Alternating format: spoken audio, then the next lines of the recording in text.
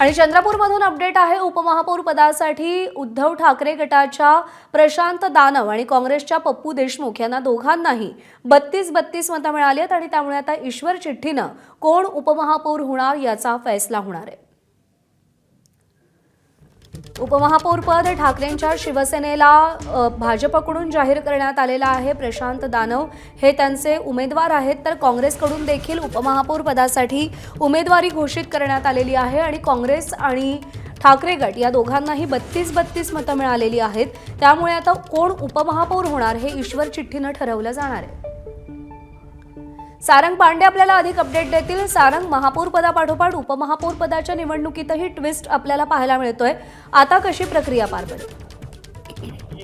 जी संभावना आहे ही मगाशीच व्यक्त करण्यात आली होती, कारण MIMचे जे अझहर शेख आहे ते पप्पू देशमुख यांनी जो गट नोंदवला आहे त्याच्यामध्ये समाविष्ट आहे आणि त्यामुळे अझहर शेख हे पप्पू देशमुख जे काँग्रेस समर्थित उमेदवार आहेत त्यांना मतदान करतील ही मगाशी शंका व्यक्त करण्यात आली होती आणि त्याच अपेक्षेप्रमाणे अझहर शेख यांनी पप्पू देशमुख यांच्या पक्षात आपलं एकमत टाकलंय आणि त्यामुळे प्रशांत दानव जे उबाठाचे भाजप समर्थित उमेदवार आहेत त्यांना 32 मिळाले आहेत, तर सोबतच जे पप्पू देशमुख आहेत त्यांना देखील 32 मतं मिळाले।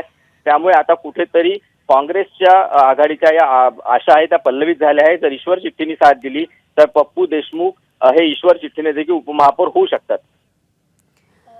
सध्या महानगरपालिकेमध्ये नेमकं काय चित्र आपल्याला पाहायला मिळतंय, कशा पद्धतीनं इथे ही निवडणूक प्रक्रिया पार पाडली जाते आणि जर पप्पू जाधव यांना उपमहापौर पद मिळालं तर ठाकरेंच्या शिवसेनेची भूमिका काय असेल?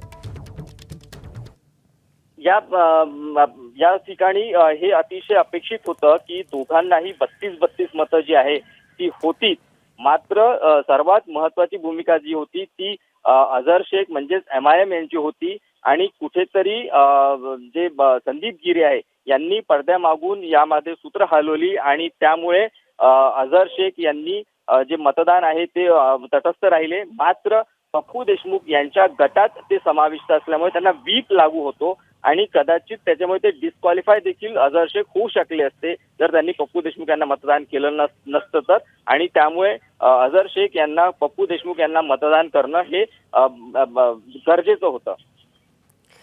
किशोर जोरगेवार यांच्याशी ज्यावेळी आपण काही वेळापूर्वी संपर्क साधला त्यांनी फार विश्वासानं सांगितलेलं होतं की MIMचा नगरसेवक सभागृहामध्ये येणारच नाही, मग हे सगळं कसं काय घडून आलं? जोरगेवार यांचा विश्वास जो आहे तो एका ठिकाणी बरोबर असू शकतो, मात्र अझहर शेख हे जे आहे MIMचे ते पप्पू देशमुख यांच्या जनविकास सेनेचे जे 3 नगरसेवक आहे त्यांच्या सोबत मिळून चौथा नगरसेवक जे आहे ते अझहर शेख आहे आणि तो एक गट स्थापन झाला आहे। जर टेक्निकली पप्पू देशमुख यांनी व्हीप काढला असेल आणि तो जर त्यांनी मान्य केला नाही अझहर शेख यांनी तर ते डिस्क्वालिफाय होऊ शकतात। त्यामुळे अझहर शेख यांना कुठेतरी त्यांना मतदान करणं हे गरजेचं होतं। सारंग, अपडेट जाणून घेत राहू। तुर्तास धन्यवाद दिलेल्या माहितीसाठी। आणि सुधीर मुनगंटीवारांची प्रतिक्रिया आली आहे, पाहूया।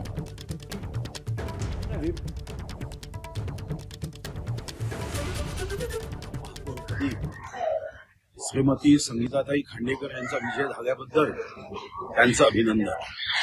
माननीय देवेंद्रजीच्या नेतृत्वामध्ये श्री माननीय बावनकुळे साहेबांच्या मार्गदर्शनाखाली व श्री आमचे अध्यक्ष रवींद्र चव्हाण यांच्या सहकार्यातून आज या महापौर निवडीमध्ये आम्ही आमच्या मित्र पक्षाचे नेते संदीप गिरेजी असतील, प्रशांत दानवजी असतील व नंदू नागरकरजी असतील यांनी आम्हाला पाठिंबा दिला। चंद्रपूरच्या विकासासाठी भारतीय जनता पार्टी, एक शिवसेना एकनाथ शिंदेजी